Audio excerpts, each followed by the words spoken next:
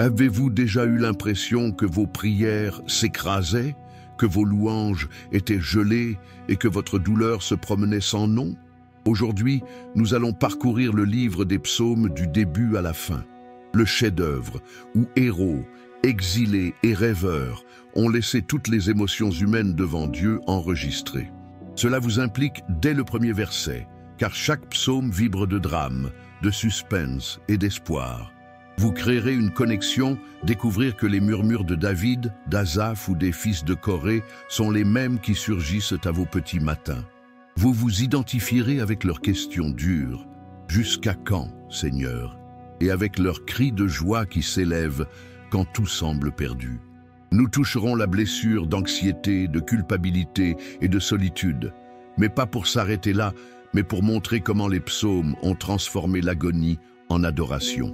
Et vous verrez la solution, un chemin pratique de foi où chaque psaume devient un refuge, une boussole et un médicament, vous guidant de l'obscurité de la lamentation à la splendeur d'un « Alléluia » qui ne s'éteint jamais. Préparez-vous, ce n'est pas seulement une histoire tirée d'un vieux livre, c'est votre propre histoire mise en vers, attendant d'être chantée à nouveau avec une force renouvelée. La vidéo est sur le point de commencer. Mais avant de continuer, je vous invite à vous abonner à la chaîne dès maintenant et activer la cloche pour ne manquer aucune histoire qui peut transformer votre foi. Et je veux vous demander quelque chose de très spécial.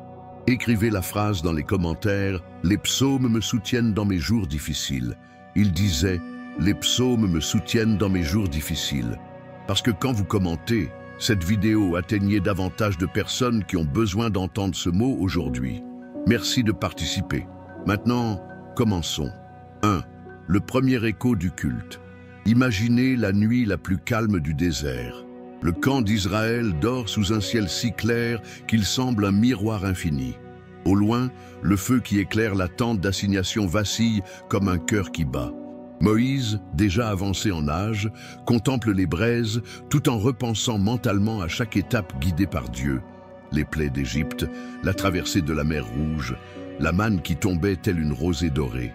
Au milieu du crissement du sable et du murmure du vent, le prophète prend une tablette et commence à graver des versets jamais chantés. « Seigneur, tu as été notre refuge de génération en génération.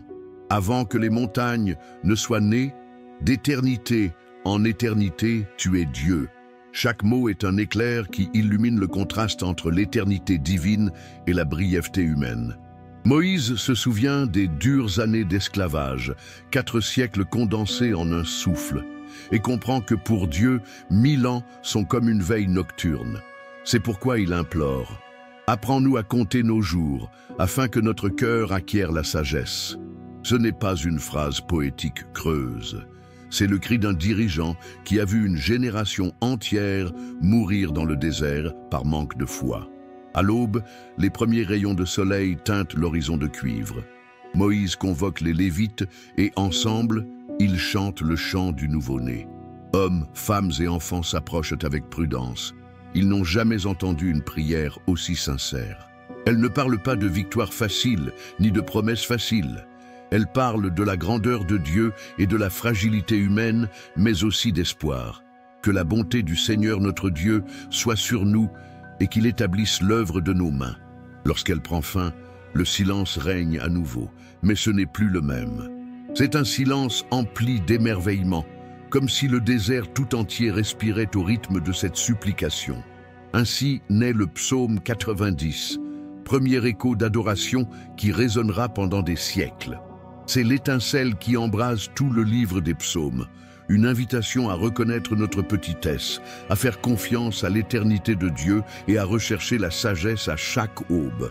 À partir de cette nuit, chaque fois qu'Israël élèvera la voix, en guerre, dans les célébrations, en exil, il se souviendra que son histoire a commencé avec un vieil homme sous les étoiles, murmurant des versets au Dieu qui ne dort jamais. 2. Le jeune berger et sa harpe. Imaginez les collines de Bethléem à l'aube. La rosée argentait encore l'herbe lorsqu'un jeune garçon nommé David réveille ses moutons d'un léger sifflement. Il n'a pour seule compagnie qu'un troupeau endormi, une fronde à sa ceinture et une petite harpe en bois poli qu'il chérit. Chaque jour, il suit la même routine, mais rien n'est monotone. Le ciel devient sa cathédrale, le murmure du ruisseau devient percussion, et le bêlement des agneaux devient un chœur. Au lever du soleil, David accorde les cordes et laisse s'écouler une mélodie née des battements de son cœur. Ses doigts tracent des accords simples, mais emplis de gratitude. C'est dans cette solitude que son cœur apprend à percevoir la voix de Dieu, non pas comme un tonnerre lointain, mais comme un murmure proche. Là, sur un tapis d'herbe et de pierre, ils composent ensemble le futur psaume 23. « L'Éternel est mon berger, je ne manquerai de rien ». Chaque verset naît d'expériences concrètes. Lorsqu'il conduit le troupeau vers un ruisseau caché, il comprend ce que signifie « me coucher dans des pâturages verts ». Lorsque l'après-midi peint de longues ombres et que les loups rôdent, comprenez que même si je marche dans la vallée la plus sombre, je n'aurai pas peur. Et tandis qu'il compte ses brebis une à la tombée de la nuit, il découvre la joie de dire « Ta bonté et ta miséricorde me suivront tous les jours de ma vie ». Mais la vie du jeune berger n'est pas pure contemplation. Lorsqu'un lion s'empare d'un agneau, David court sans hésiter, fronde à la main et pierre précise. Il protège les sans défense. Un après-midi, un ours surgit des buissons. Et une fois de plus, son courage ne vient pas de sa force, mais de la certitude que Dieu protège les simples. Ces victoires secrètes forgent un caractère qui soutiendra plus tard un roi, même s'il ne le sait pas encore.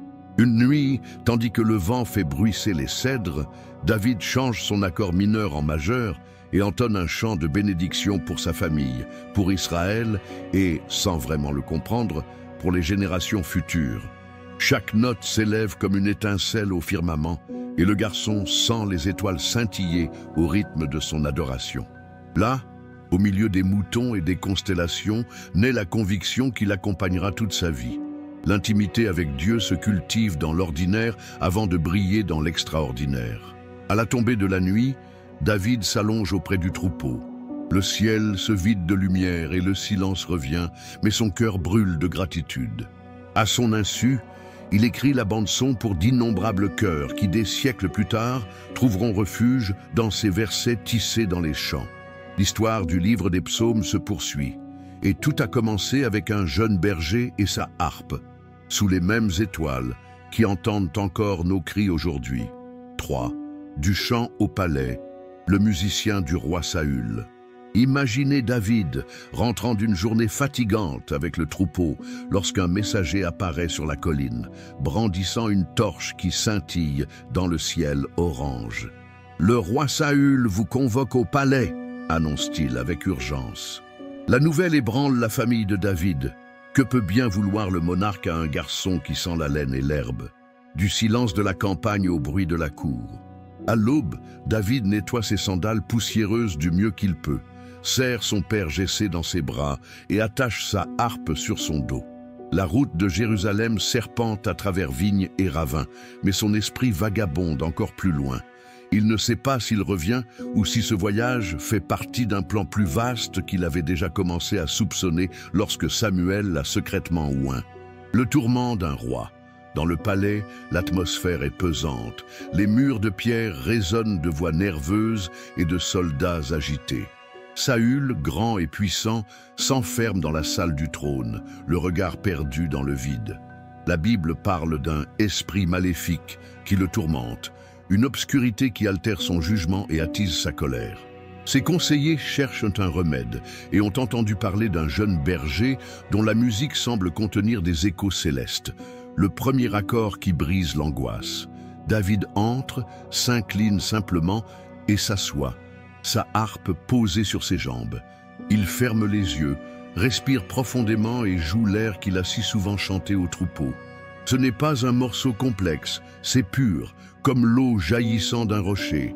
La mélodie s'élève lentement, serpente sous les arches de la salle et se pose sur Saül comme une brise fraîche. L'espace d'un instant, les poings du roi se desserrent, ses sourcils se détendent, et les serviteurs trébuchent, stupéfaits.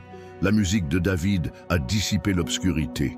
Chaque fois que David jouait, Saül ressentait du soulagement et l'esprit maléfique le quittait. 1 Samuel 16, 23. Du musicien à l'écuyer. Saül, reconnaissant, décide de garder le jeune homme près de lui. Il lui confie le rôle de porteur d'armes.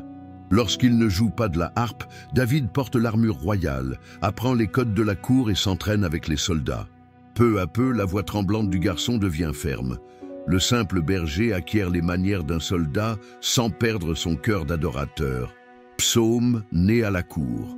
Durant ces nuits paisibles dans ses appartements, David écrit des versets qui deviendront plus tard des psaumes de délivrance, PS 59, et de confiance, PS 18. Il regarde le roi dormir paisiblement après ses sérénades et murmure quelques pensées à voix basse. « Mon Dieu, en lui je me confierai. Il m'a délivré de mes ennemis, plus forts que moi. Il n'a pas encore fui les lances, ni ne s'est caché dans des grottes. Mais ces mots germent comme des graines de ce qui fleurira un jour au milieu du danger. Le regard d'un prince et le rugissement de l'envie. Tout n'est pas harmonieux à la cour.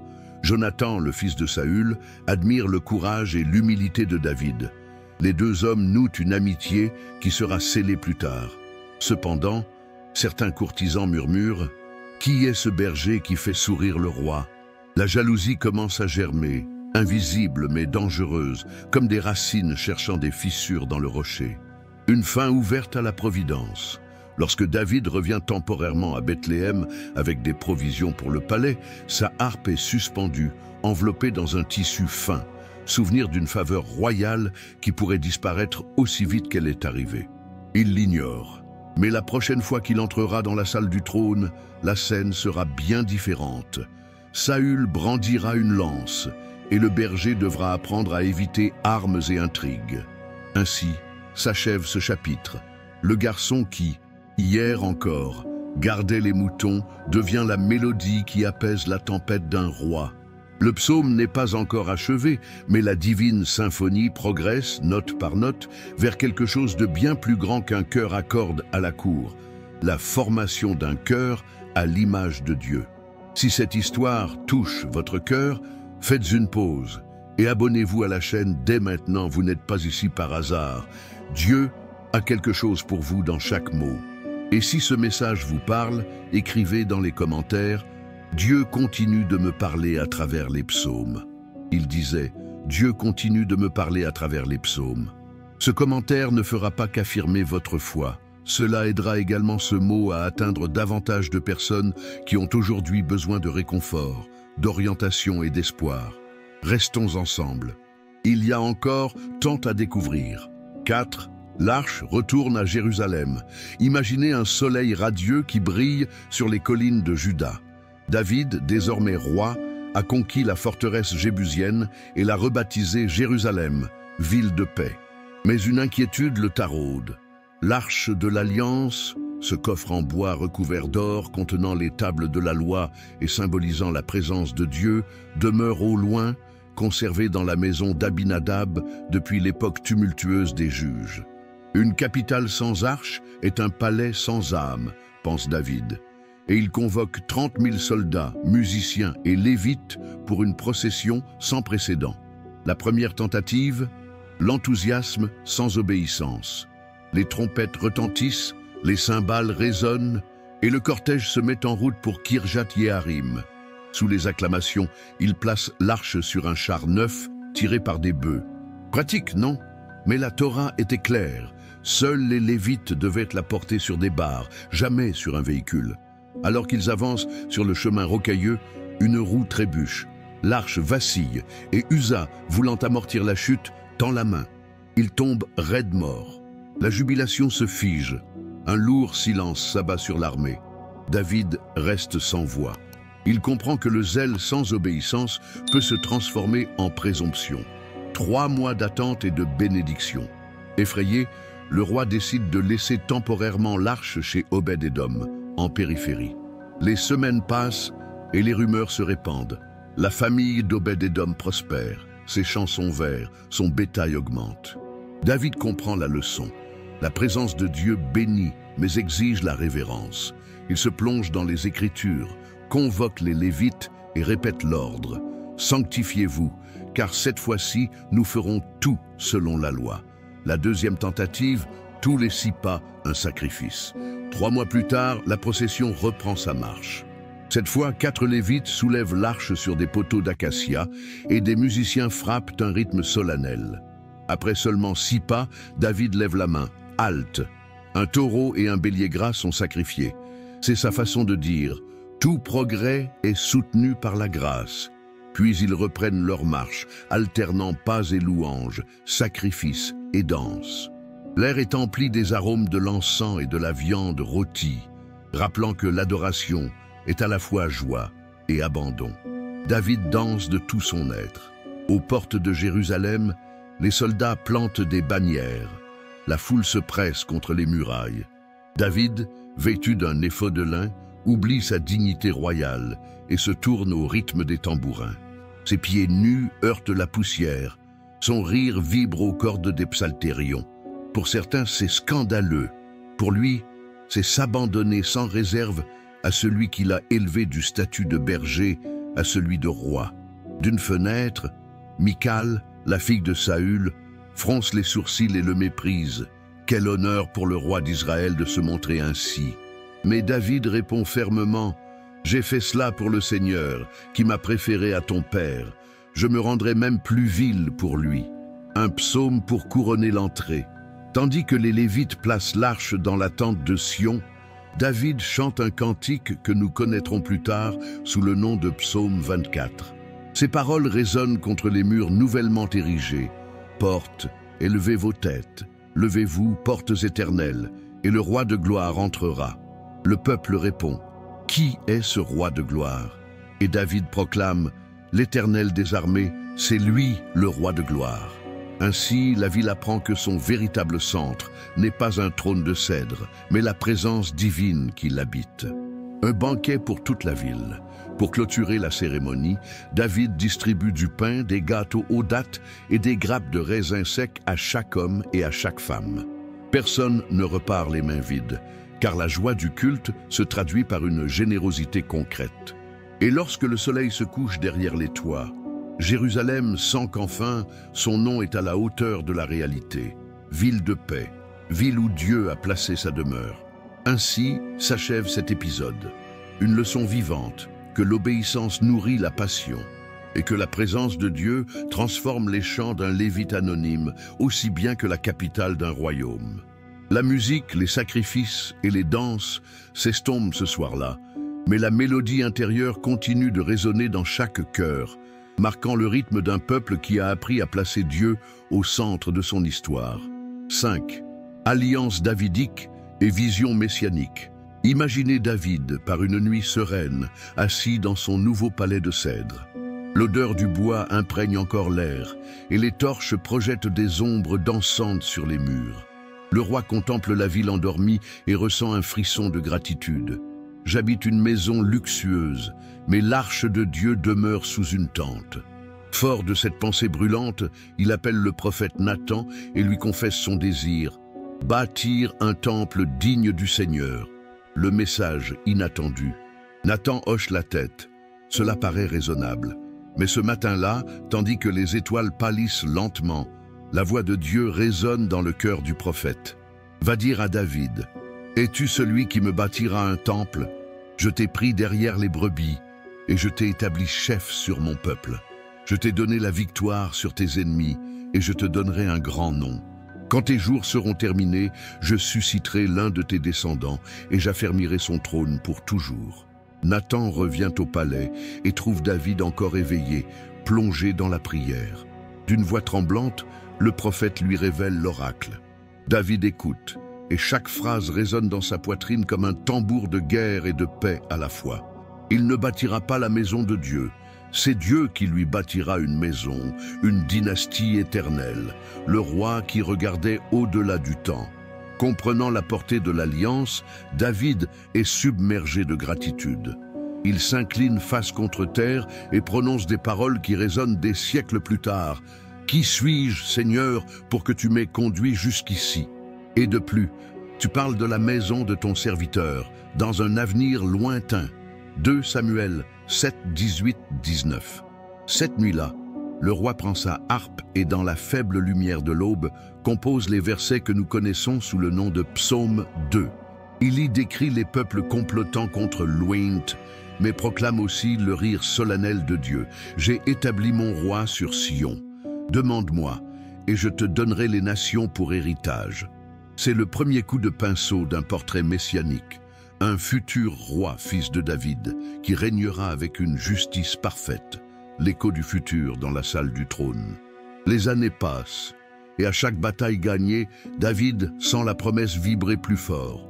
Dans sa méditation, une autre mélodie surgit, cette fois d'une tonalité majestueuse, le psaume 110. Il le chante, peut-être lors d'une célébration de victoire, entouré de soldats qui trépignent en rythme. Le Seigneur a dit à mon Seigneur, « Assieds-toi à ma droite, jusqu'à ce que je fasse de tes ennemis ton marchepied. » Les prêtres lévitiques échangent un regard. Comment David peut-il appeler son propre fils « Seigneur » ? La prophétie ouvre la voie à un règne plus grand que le sien, un règne où le roi sera également prêtre selon l'ordre de Melchisédek. Une graine d'espoir pour un peuple agité. Chaque fois qu'Israël chante ses psaumes au temple, les notes caressent les murs et s'infiltrent dans les places de marché, les foyers et les chœurs. Les parents désignent la colline de Sion à leurs enfants et murmurent « Un jour, le roi éternel de David régnera ici ». Au fil des siècles, cet espoir s'installe dans le cœur collectif, comme une lampe brûlante qu'aucune invasion ne peut éteindre. Un pacte scellé dans les sables du temps. Mais revenons à cette nuit inaugurale. David range sa harpe, ajuste sa robe royale et sort dans la cour. La rosée trempe ses sandales et le ciel se teinte de pourpre. Il lève les yeux et murmure « Seigneur, tiens parole ». Il ne sait ni quand ni comment, mais il se repose sur la promesse. Son règne n'est qu'une esquisse, son trône, un piédestal vide attendant quelqu'un de plus grand. Ainsi, entre la gratitude d'un roi et la fidélité de Dieu, un pont invisible se construit, reliant les bergers aux prophètes, les exilés aux apôtres et une étable de Bethléem à la Nouvelle Jérusalem. L'alliance davidique n'est pas seulement un contrat royal, c'est la semence d'une espérance messianique semée dans l'histoire et destinée à fleurir dans le cœur de tous ceux qui, à l'écoute de ces psaumes, murmurent encore aujourd'hui « Viens, roi de gloire, et affermis ton trône pour toujours ». 6. Le péché et la brisure, le cri du cœur contrit. La nuit à Jérusalem sent le jasmin et le danger lorsque David, au lieu d'accompagner ses troupes en campagne, reste au palais. Grimpant sur le toit, il contemple les toits éclairés par la lune et découvre une femme se baignant discrètement, Bethsabée. Une lueur de beauté qui aurait dû inspirer le respect se transforme en étincelle de désir. David s'enquiert d'elle. Il sait qu'elle est mariée à Uri, l'un de ses meilleurs soldats, et pourtant il la fait venir. Ce qui a commencé par un regard furtif se termine par une étreinte interdite. Bientôt, Bethsabée envoie un message tremblant. « Je suis enceinte ». L'équipement de la dissimulation. David, effrayé, élabore un plan. Il ramène Uri du front sous couvert d'un rapport de guerre et l'encourage à rentrer chez lui, espérant qu'il couchera avec sa femme et dissimulera ainsi sa grossesse. Mais Uri, homme d'honneur, refuse de profiter du combat de ses camarades. Il dort à l'entrée du palais. Le roi adopte alors une stratégie plus sombre. Il renvoie Uri avec une lettre secrète au général Joab, lui ordonnant de le placer sur la ligne de combat la plus dangereuse. Là, Uri tombe. La dissimulation a des relents de victoire furtive, mais dans les profondeurs de l'âme de David, un silence insupportable s'installe. Le doigt de Dieu pointe vers le cœur. Des mois plus tard, Nathan arrive avec une histoire. Dans une ville, il y avait un homme riche qui possédait beaucoup de moutons et un homme pauvre qui n'avait qu'une seule agnelle, qu'il aimait comme sa propre fille. L'homme riche, voulant donner un festin, vola l'agnelle du pauvre. David, indigné, décrète « Cet homme mérite la mort ». Nathan le fixe alors du regard « Tu es cet homme ». La sentence retentit comme le tonnerre. Soudain, le roi voit un miroir brisé, son mensonge, la mort d'Uri, le deuil de Bethsabée. Tout lui tombe sur les épaules comme une avalanche. Un psaume naît des cendres. David s'agenouille, déchire ses vêtements et se couvre la tête de cendres. Il ne discute pas, ne s'excuse pas, ne blâme personne. il pleure. De ses pleurs naît le psaume 51, un cri qui traverse les siècles. « Aie pitié de moi, ô Dieu, selon ta miséricorde, efface mes transgressions. Crée en moi un cœur pur, ô Dieu. » Remarquez le verbe « créer ». David ne demande pas une amélioration, mais un miracle. Il veut que Dieu crée quelque chose de toute pièce, comme dans la Genèse. Il sait que son cœur est brisé au-delà de toute réparation. Conséquence et miséricorde. Le prophète annonce la mort de l'enfant conçu. Pendant 7 jours, David jeûne, se prosterne à terre et supplie. Son espoir est anéanti par les gémissements des serviteurs qui lui apportent la nouvelle. L'enfant est mort. David se lève, se baigne, change de vêtements et, à la stupéfaction générale, se rend au temple pour y adorer. Comment peut-il faire cela? Parce qu'il a compris que la discipline de Dieu, bien que douloureuse, n'annule pas sa miséricorde. Il réconforte alors Bethsabée. De leur union naîtra Salomon, un nom qui signifie paix, rappelant que la grâce peut germer même dans le sol de l'échec. Une porte ouverte pour tous. L'écho du psaume 51 traverse les siècles pour atteindre nos oreilles. Il nous enseigne qu'aucun péché n'est assez profond pour étouffer le cri sincère d'un cœur contrit. Il montre un roi qui, au lieu de cacher sa honte, la transforme en un pont vers la restauration. Ainsi, alors que les pages de la Bible s'ouvrent sur de nouvelles batailles et de nouvelles promesses, l'histoire s'arrête pour murmurer « Quand vous tombez, ne restez pas dans la poussière, tournez-vous vers le Dieu qui fait toutes choses nouvelles. » 7. La rébellion d'Absalom et les psaumes du matin. Le palais ne sent plus le cèdre fraîchement taillé, il sent maintenant la trahison. Absalom, le fils aux cheveux épais et au sourire captivant, a conquis le cœur du peuple par ses accolades et ses promesses. Jour après jour, assis aux portes de la ville, il disait à ceux qui cherchaient justice: « Si j'étais juge, chacun trouverait réponse. » Le mécontentement devint un courant sous-jacent, et au moment où David s'y attendait le moins, il déferla.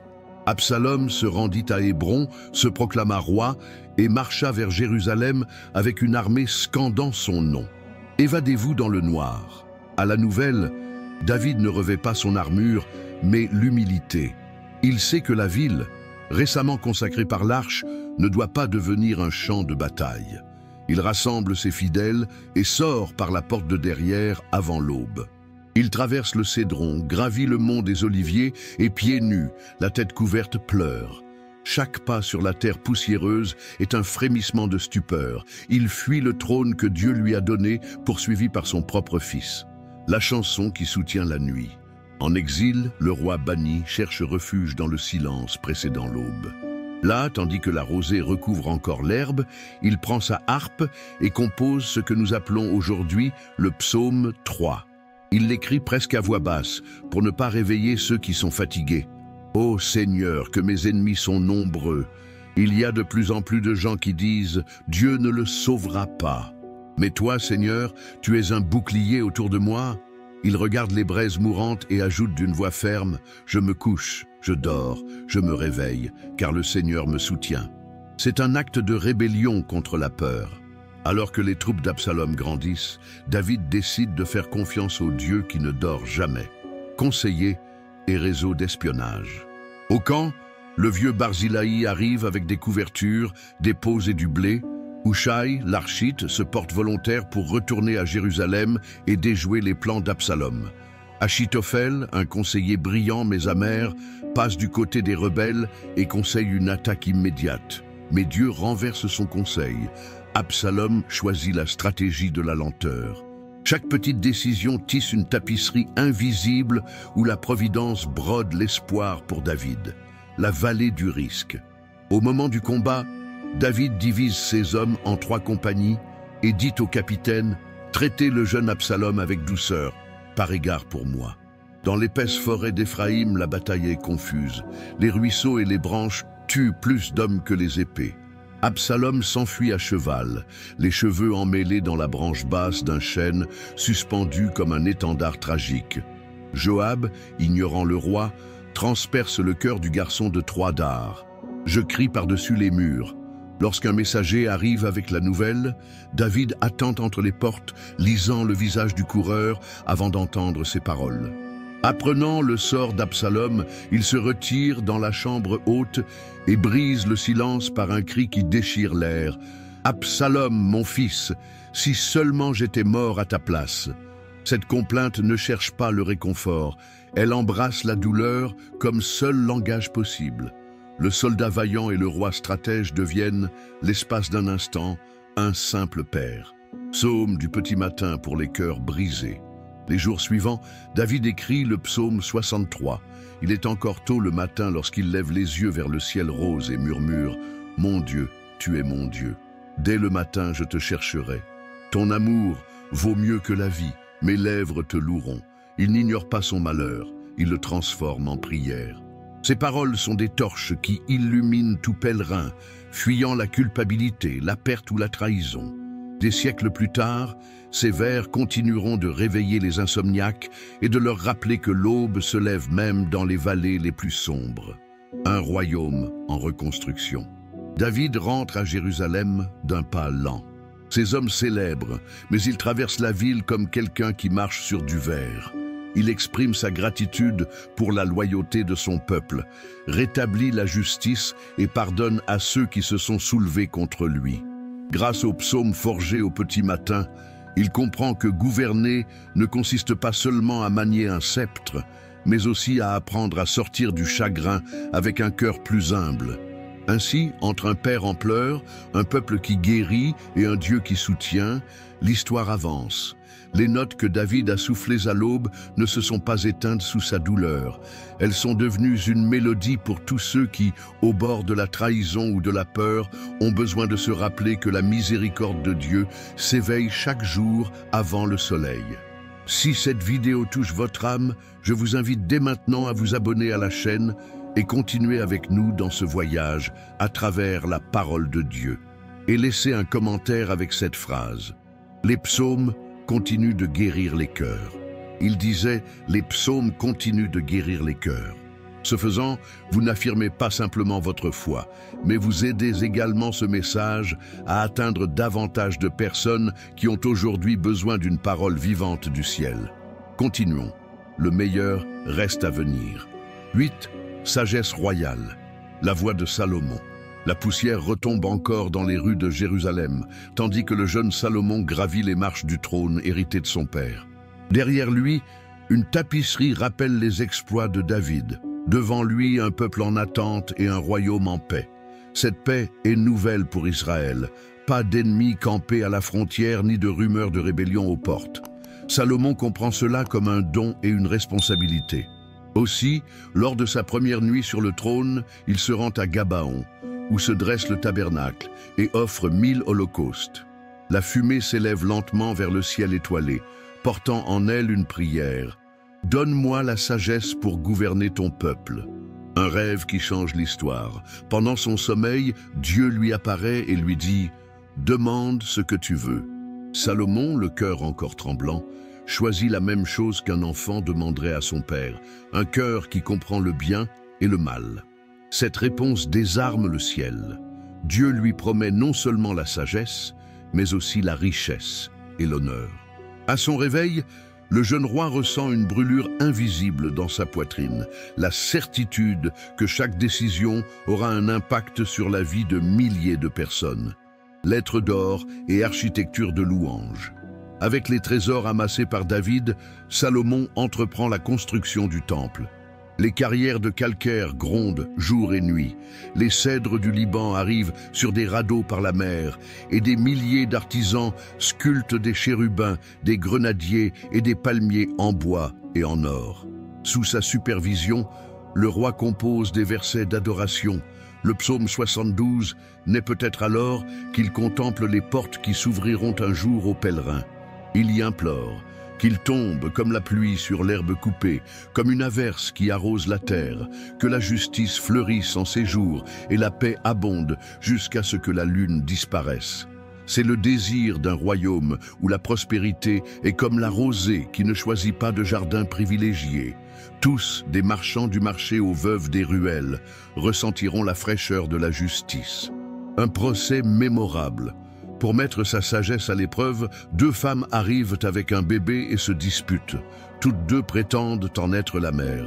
Salomon exige une épée et propose de partager l'enfant. L'une acquiesce froidement. L'autre, en larmes, implore qu'il lui soit livré vivant. Le roi ordonne « Donnez l'enfant à celui qui préfère le voir vivre ». Le palais reste d'abord silencieux, puis s'élèvent des murmures stupéfaits. Cette scène se propage de village en village et confirme que la sagesse de Salomon est un phare que nul ne peut ignorer. Psaume 127. Le battement de cœur d'un constructeur. Au cours de la deuxième année de construction, le roi se réveille avant l'aube. Il regarde les ombres du temple inachevé s'étendre sur la cour et murmure « Si l'Éternel ne bâtit pas la maison, les maçons travaillent en vain. Si l'Éternel ne garde pas la ville, la garde veille en vain. » C'est le psaume 127, un rappel que la grandeur architecturale n'est que poussière sans la présence divine. Salomon le partage avec les contremaîtres, qui s'étonnent que leur roi se soucie autant de la foi des ouvriers que de l'éclat de l'or, des visiteurs venus du bout du monde. La réputation du roi sage traverse déserts et mers. La reine de Saba arrive avec des caravanes chargées d'épices, d'or et de pierres précieuses. En parcourant les couloirs du palais et en discutant avec Salomon, elle reste essoufflée. Sa célèbre phrase « On ne m'en avait même pas raconté la moitié » entre dans la légende. Avant de partir, elle écoute les chantres lévitiques interpréter un chœur basé sur le psaume 72. Elle rapporte cette mélodie dans sa patrie et ainsi la sagesse d'Israël devient un chant lointain.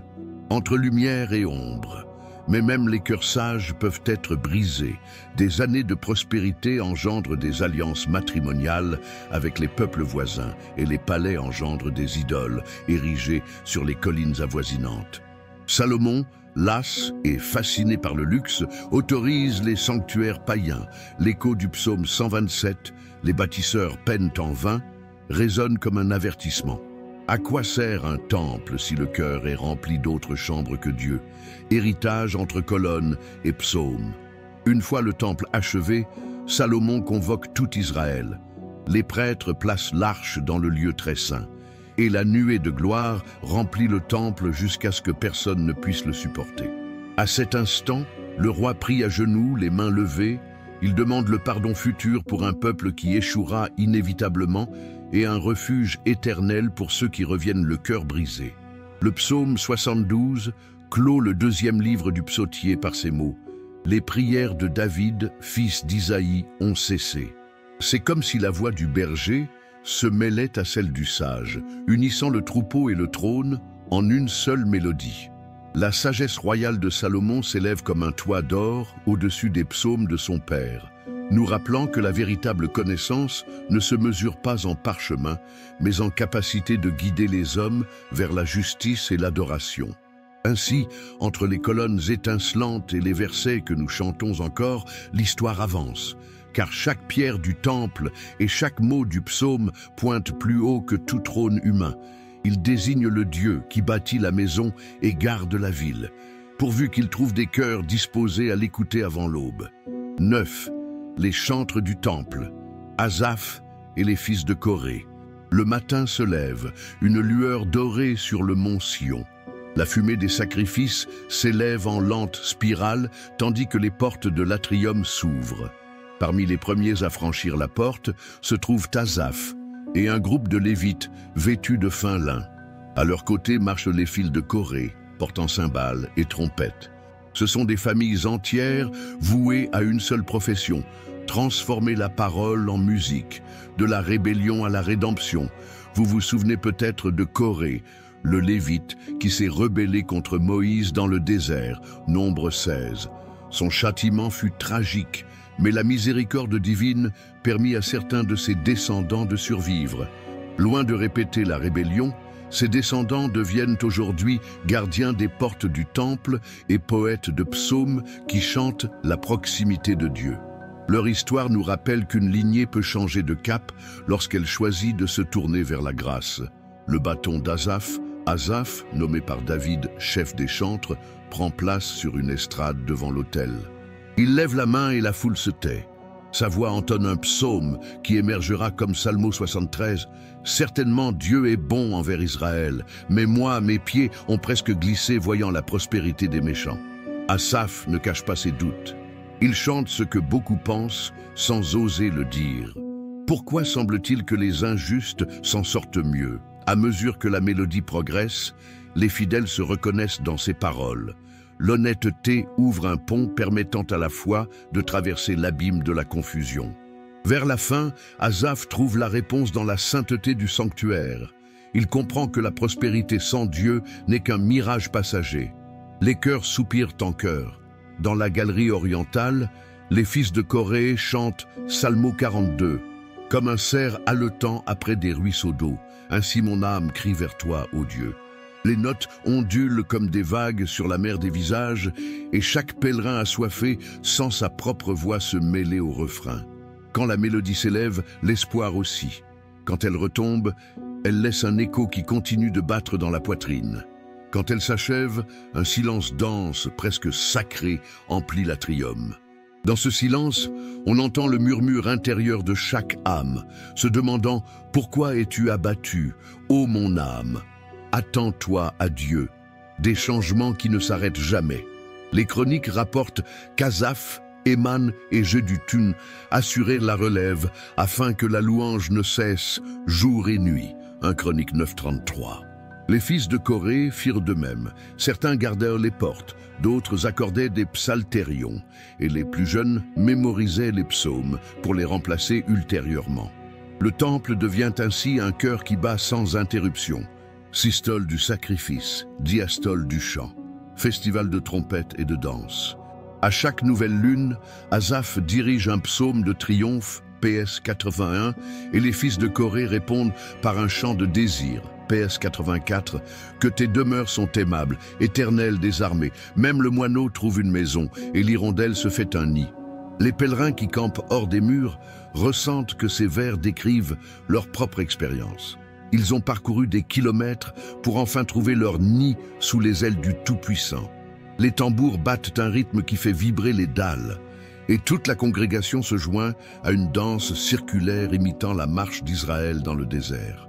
La musique devient un catéchisme, enseignant des vérités profondes par des pas simples, un héritage qui traverse les générations. Des années plus tard, lorsque les ennemis encercleront Jérusalem et que le temple brûlera, les psaumes d'Asaph et des fils de Corée deviendront des torches pour les exilés. Se souvenir des mélodies du sanctuaire près des fleuves de Babylone, PS 137, sera douloureux, mais aussi apaisant. Les paroles familières soutiendront la foi lorsque tout ce qui est visible s'effondrera. Portes ouvertes pour notre époque. Aujourd'hui, chaque fois que vous chantez comme le cerf ou méditez « Sûrement Dieu est bon », vous rejoignez cette ancienne garde des Lévites. Leur voix nous enseigne quelque chose qui ne se démode jamais. L'honnêteté devant Dieu ne chasse pas la présence divine, elle l'attire. Lorsque vous chantez dans le doute ou criez dans la soif, le temple intérieur est illuminé une fois de plus. Et le Dieu qui demeurait entre les chérubins d'or s'approche, non pas avec le son des trompettes, mais avec le murmure qui apaise l'âme fatiguée. Ainsi, entre l'histoire d'une famille rachetée et l'écho d'un chant éternel, le récit du livre des psaumes progresse. Chaque verset nous rappelle que la musique peut être à la fois un rempart contre le désespoir et un pont vers la présence vivante de celui qui habite les louanges de son peuple. 10. La complainte de l'exilé babylonien. La ville est en ruine. Jérusalem, le joyau de Sion, a été dévasté par l'armée babylonienne. Les murs s'écroulent, le temple a été pillé et incendié, et les portes qui résonnaient autrefois des chants d'adoration sont maintenant fendues et noircies par le feu. Hommes, femmes et enfants marchent en file indienne, enchaînés, la tête baissée, vers une destination incertaine. Babylone. La musique s'étue. Parmi les exilés marchent les Lévites. Ils portent leur harpe en bandoulière, mais personne n'en joue. Ces instruments qui faisaient vibrer l'air de psaumes et de louanges sont maintenant suspendus, muets comme des ailes brisées. Lorsqu'ils atteignent enfin les fleuves de Babylone, ils s'arrêtent. Épuisés, les pieds dans l'eau et le cœur dans la poussière, Ils regardent vers l'ouest, vers la terre promise qu'ils ne voient plus. Là naît une chanson qui ne recherche pas les applaudissements, mais le soulagement. On ne la chante pas dans les festivals, mais dans les larmes. C'est la psaume 137, l'une des plus émouvantes de toute la Bible. Les musiciens y écrivent, le cœur brisé, près des fleuves de Babylone, nous étions assis là et pleurions encore, ce souvenir de Sion. Sur les saules, au milieu de tout cela, nous avons raccroché nos harpes. Ce n'était pas seulement une perte géographique ou politique, c'était une blessure spirituelle, sans temple, sans ville sainte, sans autel. Où est Dieu? Comment pouvons-nous continuer à croire quand tout a été détruit? L'humiliation qui blesse l'âme, leurs ennemis les provoquent par leur moquerie. Chantez-nous un de ces psaumes de Sion. Mais les Lévites ne le peuvent pas. On ne chante pas la fidélité de Dieu dans un pays d'esclavage sans d'abord pleurer, sans d'abord se lamenter. Comment chanterons-nous le cantique du Seigneur? Dans un pays étranger, c'est une question qui résonne non seulement à Babylone, mais dans chaque cœur qui s'est déjà senti loin de Dieu, désorienté, blessé ou aliéné. La mémoire comme résistance. Au milieu des lamentations, une ferme détermination surgit. Si je t'oublie, Jérusalem, que ma main droite perde son habileté, ma langue colle à mon palais et je me fiche de toi. Ce n'est pas seulement de la nostalgie, c'est de la résilience spirituelle. C'est affirmer que même à l'étranger, leur identité demeure en Dieu. Même sans temple, l'alliance demeure. Même sans autel physique, l'âme peut s'élever. Douleur non censurée. Le psaume se termine par des paroles dures et viscérales. Elles sont difficiles à lire ou à comprendre d'un simple coup d'œil. Elles reflètent la colère, l'impuissance et le désir de justice. Elles n'ont pas été écrites pour justifier la vengeance, mais pour montrer que Dieu permet à la douleur humaine de s'exprimer, même dans sa forme la plus crue. Car il n'est pas un Dieu qui exige de belles paroles. Il est un Dieu qui écoute le cœur, tel qu'il est, une graine enfouie dans les larmes. Bien que la tristesse de l'exil soit profonde, ce n'est pas la fin. Au milieu des larmes, des graines invisibles sont plantées. Des prophètes comme Jérémie et Ézéchiel annoncent l'arrivée d'un temps de restauration. Et ces mêmes harpes accrochées au saule. Un jour, elles sonneront à nouveau. La génération qui pleure sur les bords de l'Euphrate sera la même qui enseignera à ses enfants à espérer, à croire, à revenir. Et lorsque cela se produira, lorsqu'ils reviendront à Jérusalem, les psaumes, autrefois chants de lamentation, se transformeront en chants de célébration. Parce que même dans l'exil le plus sombre, la foi peut survivre si la mémoire n'est pas perdue, si le cœur reste attaché à la promesse. Ainsi, le psaume 137 n'est pas seulement un chant triste, c'est une déclaration de fidélité dans la nuit la plus longue d'Israël. Une mélodie qui nous rappelle que même lorsque tout semble perdu, Dieu continue d'écrire l'histoire. 11. Retour et reconstruction. 70 ans se sont écoulés depuis que les harpes se sont tues sur les saules. De nombreux enfants sont nés à Babylone sans connaître les rues de Jérusalem. Mais chaque nuit, ils s'endormaient en écoutant leurs parents murmurer les promesses d'un Dieu qui n'oublie jamais. Puis soudain, l'histoire prend une tournure inattendue. Cyrus, roi de Perse, conquiert Babylone et publie un décret qui résonne comme un tonnerre d'espoir. Le Dieu du ciel m'a chargé de reconstruire son temple à Jérusalem. Tout Hébreu qui le souhaite peut y retourner. Les caravanes reviennent. Imaginez des familles entières emballant vases, parchemins et souvenirs. Les personnes âgées tremblent à l'idée de revoir Sion. Les jeunes, qui ne l'ont jamais vue, rêvent de la cité de leur berceuse. Chameaux et ânes se préparent, et les Lévites dépoussièrent leurs harpes rouillées. Parmi eux, le psaume 126 résonne pour la première fois depuis des décennies. Quand le Seigneur ramena les captifs de Sion, on avait l'impression de rêver. Ceux qui ont semé avec des larmes, ils moissonneront avec joie. Chaque pas dans le désert semble plus léger au rythme de cette mélodie. Zorobabel et Jéchoua, des mains reconstruisons. À leur arrivée, ils découvrent des décombres, là où se dressaient autrefois les murs, des renards parmi les pierres du temple et des ronces recouvrant l'autel. Mais ils perçoivent aussi quelque chose qui ne s'est jamais perdu, la présence de Dieu. Guidés par le prince Zorobabel et le prêtre Jéchoua, ils érigent le premier autel sur ses fondations d'origine.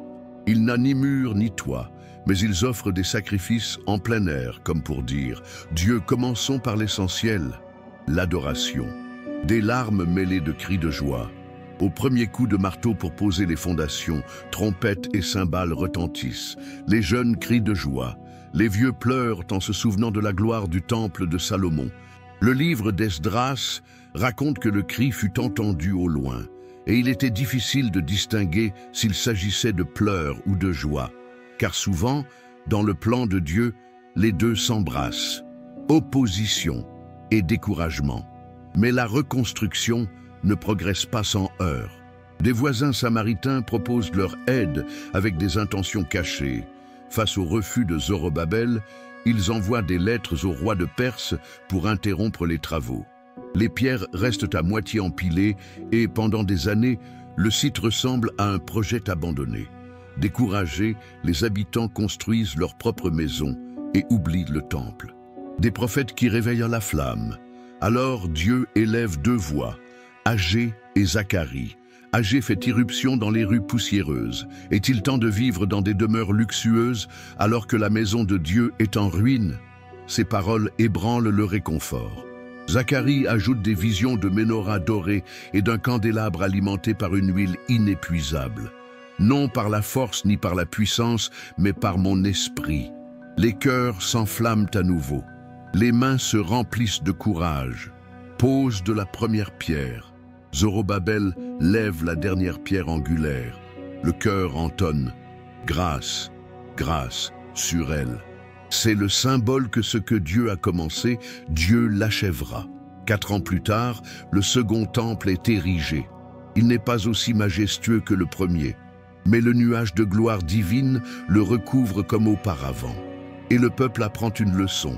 La véritable grandeur d'un temple ne se mesure pas en or, mais en obéissance. Néhémia et les murs qui respirent à nouveau. Des décennies plus tard, Néhémie arrive avec du bois de la forêt royale et une mission, élever les remparts en 52 jours. Il répartit les tâches, orfèvres et pêcheurs, prêtres et marchands. Tandis qu'ils construisent d'une main, ils tiennent l'épée de l'autre pour repousser les railleries et les menaces. Chaque brique posée est un acte de foi. Lorsque la dernière porte s'ajuste sur ses gonds, le psaume 48 retentit « Grand est l'Éternel, et il est digne de louange dans la ville de notre Dieu. » Fête des tabernacles et lecture de la Torah. Le temple étant debout et le mur fermé, Ezra ouvre un rouleau de la Torah sur la place. De l'aube jusqu'à midi, il lit à voix haute et la foule répond « Amen, Amen ». Il lève les mains, s'incline face contre terre et les larmes coulent à nouveau, cette fois de gratitude renouvelée. Il célèbre la fête des tabernacles en vivant dans des cabanes temporaires, se souvenant que même dans leur nouvelle demeure, ils sont des pèlerins soutenus par la grâce. Une chanson qui traverse les siècles. Ainsi s'accomplit le psaume 126. Les larmes de l'exil se transforment en rire de la moisson. Et chaque pèlerin qui des siècles plus tard monte à Jérusalem pour les grandes fêtes chante les chants d'ascension, psaumes 120, 134. Ce sont de courts psaumes, comme des pas qui guident les pieds et le cœur de ceux qui marchent vers le temple reconstruit. Parce que la leçon du retour est éternelle, la ruine n'a pas le dernier mot lorsque le Dieu des promesses nous appelle à nous relever et à reconstruire, et ainsi, au milieu des décombres qui redeviennent des fondations et des champs qui renaissent, l'histoire du livre des psaumes avance, nous rappelant que toute véritable restauration commence à l'autel du cœur. Si ce message parle à votre cœur, abonnez-vous à la chaîne dès maintenant et rejoignez-nous dans chaque histoire que Dieu a pour vous. Et écrivez cette phrase dans les commentaires. Les psaumes sont mon refuge dans les moments difficiles. Il disait, les psaumes sont mon refuge dans les moments difficiles. Lorsque vous commentez, vous contribuez à faire de cette vidéo atteindre davantage de personnes qui ont besoin de réconfort, d'orientation et d'une parole vivante d'espoir. Continuons, car ce qui vient ensuite peut changer votre vie. 12. 5 livres, un cœur. Imaginez une grande salle, éclairée par des lampes à huile, quelque part dans la Jérusalem reconstruite. Une longue table en bois supporte des piles de parchemins et de rouleaux usés. Là, un groupe de scribes, hommes à la barbe grise et jeunes hommes aux mains sûres, travaillent avec la patience de jardiniers, transplantant des racines délicates. Leur mission, rassembler les 150 psaumes disséminés au fil des siècles et leur donner un ordre qui aidera le peuple à trouver le pouls de Dieu. L'écho du Pentateuque. Les anciens proposent quelque chose d'audacieux, diviser le psautier en 5 livres, un miroir du Pentateuque. Tout comme la Torah guide nos pas, ces chants guideront nos cœurs, commente un maestro en ajustant ses tablettes de cire. Chaque section se conclura par une doxologie, une explosion de louanges qui couronnera le cycle de lamentation et de jubilation. Livre UPS 1:41. Le texte commence par « Béni soit l'homme ». Une invitation à choisir entre 2 voies. Il culmine par un « Béni soit le Seigneur », rappelant la Genèse, la création d'une vie guidée par la loi divine. Livre 2. PS 42-72. Il s'ouvre par le cri « comme un cerf qui brame » et se termine par la dernière prière de David, PS 72, reflétant l'Exode, un peuple traversant le désert et aboutissant sous le trône d'un roi juste. Livre 3, Psaume 73-89. Il combine crise et exil. Son ton sévère évoque le Lévitique, avec son appel à la sainteté et son deuil du temple perdu. NBI, Livre 4, PS 90-106. Le livre commence par la voix de Moïse. « Seigneur, tu as été notre refuge » et célèbre la souveraineté éternelle de Dieu, tandis que les nombres racontent la sollicitude divine dans le désert. Livre 5, PS 107-150. Il se déroule comme un chemin d'ascension, chant de pèlerins montant vers Sion et culmine dans un chœur répété 5 fois « Alléluia ». Un deutéronome musical qui renouvelle l'alliance, le travail minutieux de l'esprit, les scribes comparent les versions, alignent les versets, corrigent les erreurs de copie. Chaque plume imbibée d'encre est un gage de confiance que les mots survivront aux royaumes et aux ruines. L'un des jeunes hommes lève les yeux. « Maître, n'est-il pas trop ambitieux de résumer toutes les émotions humaines en 5 sections ?» Le vieil homme sourit. Nous ne cherchons pas à résumer les émotions, nous cherchons à montrer que, de la terreur à la consolation, tout aboutit à la louange. Des doxologies qui scellent des chapitres de vie. À la fin de chaque livre, les scribes ajoutent un verset débordant de gratitude. Par exemple, après le psaume 41, ils écrivent « Béni soit l'Éternel, le Dieu d'Israël, pour toujours et à jamais. Amen et Amen ». Ces phrases sont plus qu'une fin littéraire. Elles rappellent que chaque saison, longue ou courte, devrait se terminer par un « merci » qui donne le dernier mot à Dieu, et non à la douleur. Un psautier pour le voyage quotidien. Une fois terminé, le rouleau entier pèse presque autant qu'un nouveau-né. Les prêtres le déposent près du lieu saint, et les Lévites commencent à enseigner au peuple comment l'utiliser, le matin, psaume 5, le soir, psaume 141, lors d'un enterrement, psaume 90, lors d'un banquet, psaume 116. Le psautier devient une trousse de secours pour l'âme. Il y a un chant pour chaque blessure et une doxologie pour chaque aube. Un cœur unifié, des générations liées. Des années plus tard, lorsqu'un rabbin de Nazareth, Jésus, cite « Le Seigneur a dit à mon Seigneur, assieds-toi à ma droite ». Il le fait à partir de ce psautier en 5 parties. Et lorsque l'Église primitive chante « Le Seigneur est mon berger », il récite un poème que les scribes ont placé au début du livre 1. Ainsi, les 50 jours de Moïse, les psaumes de David et les larmes de l'exil se fondent en un seul fleuve d'adoration qui coule sans interruption jusqu'à nos jours. Pourquoi diviser en 5 n'était pas fragmenté, mais tisser chaque livre bas au rythme des autres, comme les doigts d'une main levée pour bénir. Et lorsque vous prenez un psaume aujourd'hui, que ce soit pour apaiser l'anxiété, célébrer un accomplissement ou implorer le pardon, vous entrez dans cette symphonie ancestrale où chaque note, chaque soupir et chaque « Alléluia » forment en quelque sorte un seul cœur. 13. Des thèmes qui traversent les siècles. Les années passent, les empires s'effondrent, les langues changent, mais une chose demeure, les psaumes continuent d'être lus, priés et chantés par des millions de cœurs. Pourquoi ? Parce que les thèmes qui traversent le livre des psaumes ne sont liés ni au calendrier, ni à une culture ancestrale. Ce sont des réalités humaines universelles qui touchent l'âme de chaque génération. À chaque page, nous trouvons des émotions que chacun peut ressentir, joie, peur, culpabilité, gratitude, espoir, abandon, tout ce que le cœur humain éprouve devant Dieu, la majesté de Dieu et la fragilité humaine. L'un des thèmes les plus récurrents des psaumes est la grandeur incomparable de Dieu, comparée à la petitesse de l'humanité. Le psaume 8 l'exprime avec une beauté qui transcende les âges. Qu'est-ce que l'homme pour que tu te souviennes de lui, et le Fils de l'homme pour que tu le visites? Ici, le psalmiste ne s'humilie pas par fausse humilité, mais il ne s'exalte pas non plus. Il s'émerveille simplement. Il regarde les étoiles et ne comprend pas pourquoi un Dieu si immense se soucie d'un si petit. Et cette question reste d'actualité aujourd'hui. Chaque fois que nous contemplons le ciel ou que nous sommes confrontés à une difficulté, nous nous demandons à nouveau « Dieu me voit-il? Se soucie-t-il de moi ?» Et la réponse du psaume est claire « Oui, vous comptez pour lui. » Le cri des affligés est la fidélité de Dieu. Un autre thème récurrent dans le psautier est la lamentation. On n'y trouve plus de psaumes de tristesse que de joie, car la Bible ne cache pas la souffrance.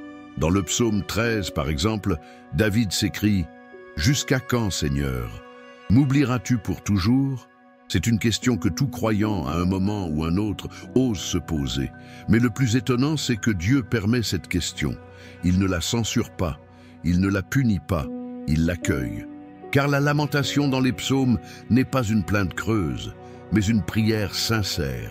Et elle se termine toujours par la confiance, comme dans ce même psaume. « Mais j'ai eu confiance en ta bonté. Mon cœur se réjouira de ton salut. » Nous apprenons ainsi qu'aucune prière n'est trop dure pour Dieu. Il entend même nos paroles baignées de larmes. La justice contre l'injustice.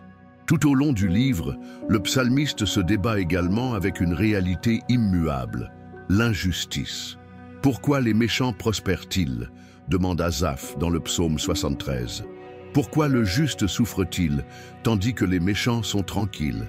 Ce ne sont pas des doutes théoriques, ce sont de véritables blessures. Mais en entrant dans le sanctuaire, Asaph comprend quelque chose.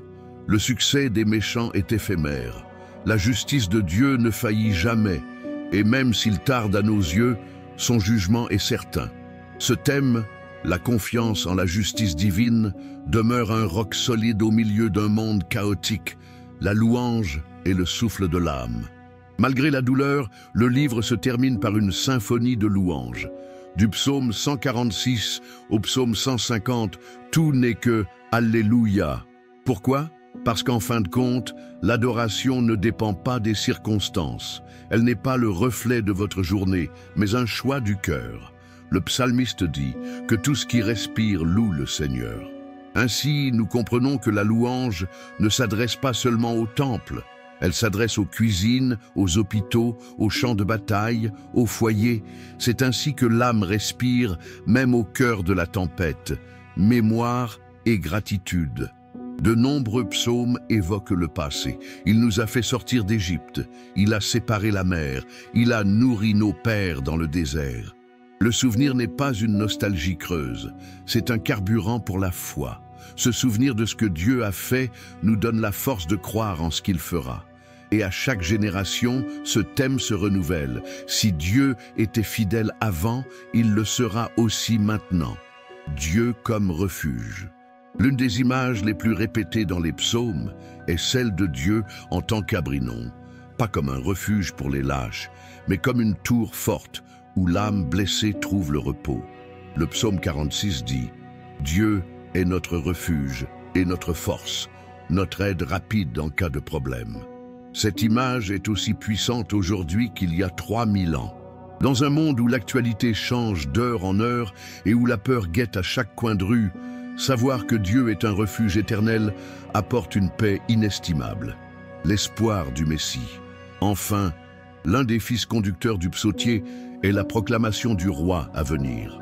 Du psaume 2, où Dieu établit son oint, au psaume 110, que Jésus lui-même cite dans les évangiles, il y a une promesse. Un roi juste et éternel viendra, qui régnera en vérité. Ce roi, c'est le Christ. Et les psaumes ont préparé le chemin de sa venue. Ainsi, lorsque nous ouvrons le livre des psaumes, nous ne lisons pas seulement l'histoire d'un peuple ancien. Nous lisons notre propre histoire.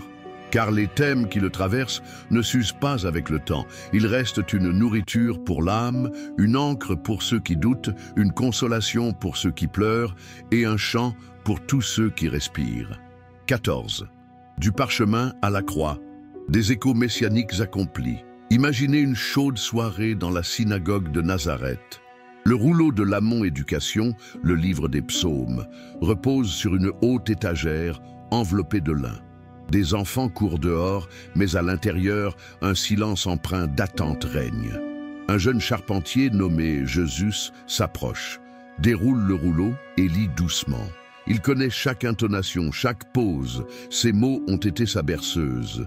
Ce que personne ne soupçonne, c'est qu'en les prononçant, il signe un pacte secret avec l'histoire. Tout ce que ces psaumes promettent, il le vivra dans la chair. L'onction du roi au Jourdain. Lorsque Jésus descend dans le Jourdain pour être baptisé, les cieux s'ouvrent et nous entendons « Celui-ci est mon Fils bien-aimé ». C'est comme si le psaume 2 « Tu es mon Fils, aujourd'hui je t'ai engendré » jaillissait du rouleau. La foule ne saisit pas la référence, mais les échos de ce poème résonnent. L'Ointe est arrivé, non pas avec une couronne d'or, mais avec des colombes et de l'eau, des routes poussiéreuses et des psaumes sur les lèvres. Pendant 3 ans, Jésus parcourt la Galilée et la Judée.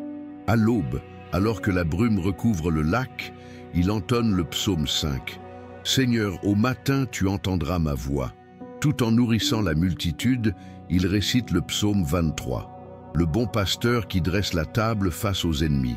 Et lorsqu'il multiplie le pain, certains se souviennent du psaume 132. « Je bénirai ses provisions et je rassasirai ses indigents ».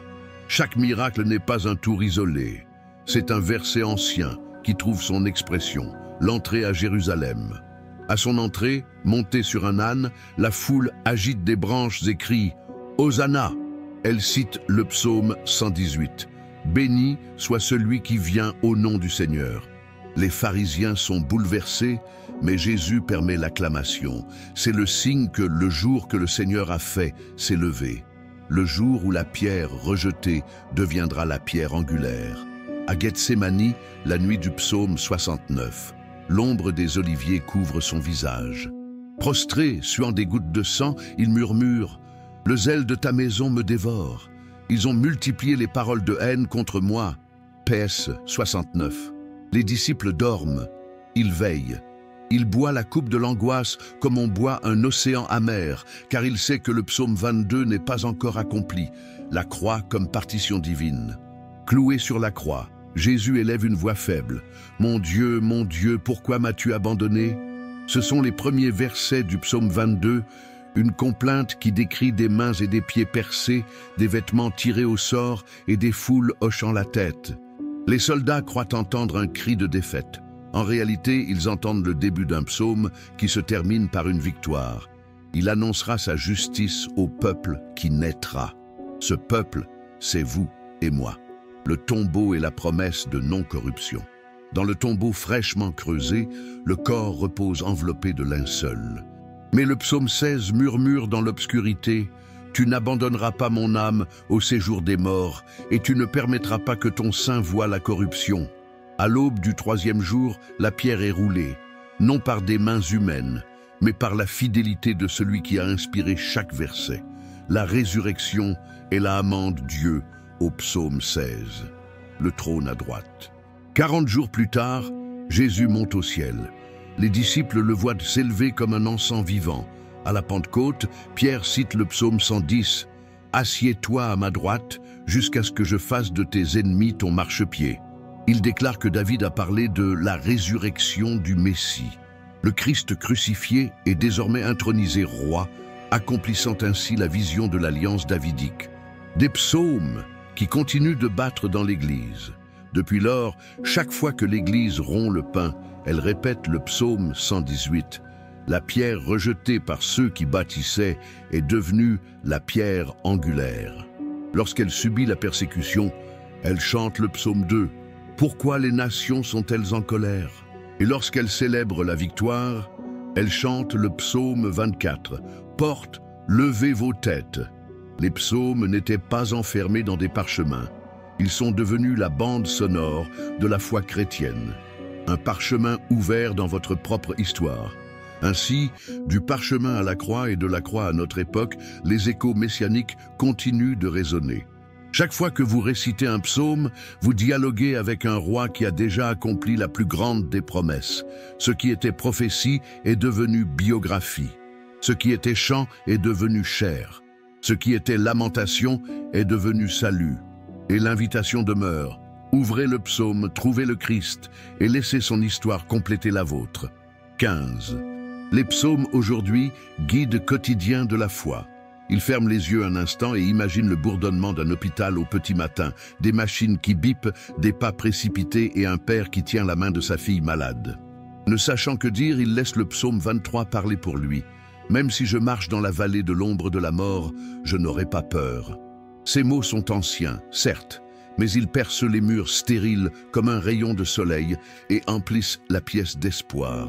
Une trousse de premiers soins portable pour l'âme. Imaginez maintenant une mère qui part travailler avant l'aube. En attendant le bus, elle murmure le psaume 5. Au matin, tu entendras ma voix, ô Seigneur. Elle ne porte ni encens, ni cœur lévitique, juste un téléphone vibrant dans sa poche et une tasse de café à la main.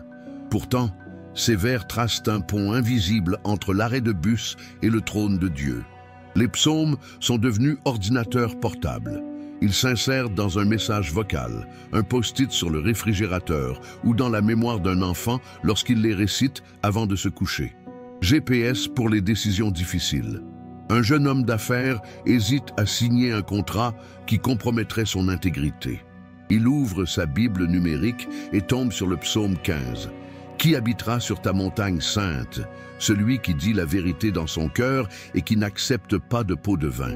Il ressent un pincement au cœur. Il décide de refuser l'offre.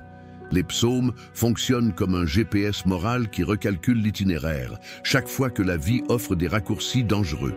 Bande sonore des saisons de l'année. Printemps. Quand tout fleurit, le psaume 104 devient un hymne coloré. Tu es revêtu de lumière comme d'un manteau. Été. Sous le soleil étouffant, le psaume 121 rafraîchit. L'Éternel est ton ombre à ta droite. Automne. Parmi les feuilles qui tombent, le psaume 90 nous rappelle la fragilité. Nous sommes comme l'herbe qui fleurit le matin et se dessèche le soir. Nakurukoto. Hiver. Lors des longues nuits, le psaume 42 entretient la flamme. Pourquoi es-tu abattu, ô mon âme? Attends-toi à Dieu. Thérapie de l'anxiété. Les psychologues chrétiens recommandent d'écrire le psaume 27 à la main pour freiner les pensées obsessionnelles. Chaque lettre force le cerveau à ralentir, et la phrase « L'Éternel est ma lumière et mon salut » s'ancre comme une encre au milieu du tourbillon. Cela ne remplace pas une thérapie professionnelle, mais la renforce grâce au remède du Créateur de l'Esprit. L'unité au milieu de la diversité. À Kigali, au Rwanda, une chorale chante le psaume 133 en Kinyarwanda. À Séoul, en coréen, à São Paulo, en portugais.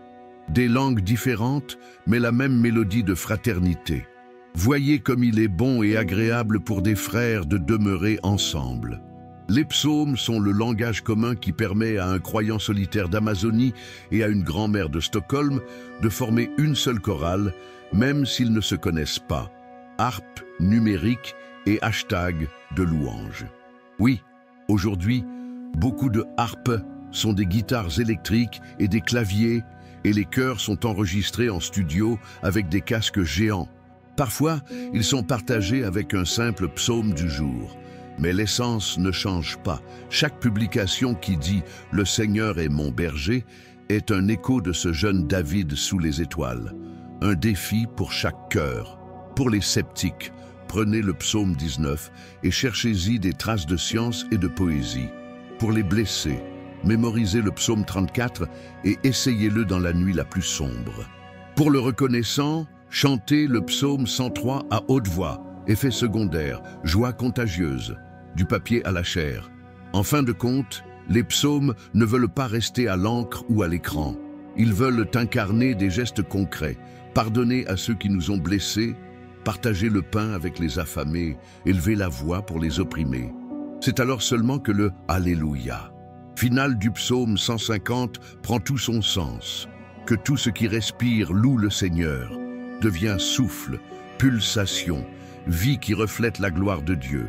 Et ainsi, des dunes du désert de Moïse à votre salon, les psaumes continuent de guider, de réconforter et de défier. Car tant qu'il y aura un cœur qui battra, que ce soit dans un palais ancien ou dans un appartement moderne, il y aura toujours un psaume prêt à nommer sa joie, sa peur et sa foi. Le livre des psaumes n'est pas seulement de la poésie ancienne, c'est le cri de l'âme souffrante, la voix du cœur en quête et le chant de celui qui a été restauré. Si vous vous êtes déjà senti brisé, oublié ou sans mots pour prier, ce livre l'a déjà dit pour vous. Chaque verset touche à vos émotions les plus profondes. Chaque lamentation touche vos blessures les plus silencieuses. Mais chaque promesse vous apporte aussi de l'espoir. Parce que dans les psaumes, Dieu n'écoute pas seulement, il répond qu'elle le fait en transformant les larmes en force, les nuits en chansons et les doutes en foi vivante. Cette histoire est aussi la vôtre. Et si vous respirez encore, vous pouvez encore la louer. Si cette histoire a touché votre vie, abonnez-vous à la chaîne maintenant et rejoignez-nous dans ce voyage de foi à travers la parole de Dieu. Et laissez cette phrase dans les commentaires.